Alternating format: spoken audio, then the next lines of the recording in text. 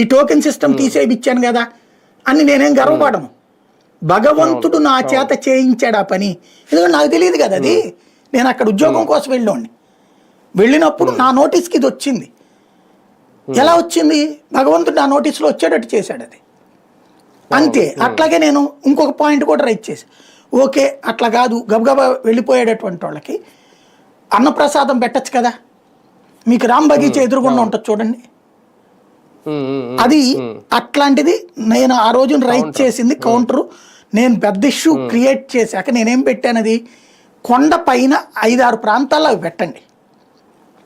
నా సంకల్పం ఏంటంటే అన్న విక్రయాలు ఉండకూడదు కొండపైన.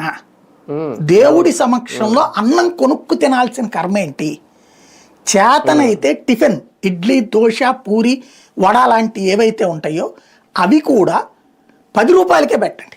వీలైతే 10 రూపీస్ సిస్టమ్ పెట్టండి భక్తులందరికీ. కొండపైన అంతా అవే ఉండాలి.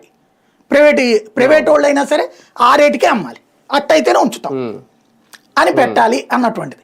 అప్పుడు ఆ కొండపైన మీరు రామ్ బగీచా ఎదురుగుండా ఉన్నటువంటి చోట్ల 10 రూపాయలకే టిఫిన్ పెట్టారు అప్పుడు. అట్లాగే ఈ రామ్ బగీచా ఈ మెయిన్ రోడ్డు మీద ఇప్పుడు అన్నప్రసాదం మీరు ఏ టైంకి వెళ్ళినా సరే ఏదో ఒకటి కదంబమో పులిహారో ఏదో ఒకటి ఇంత పెద్ద దీని నిండా ఇస్తారు. ఇది మన తాటాకు దీని నుంచి. అప్పుడు అసలు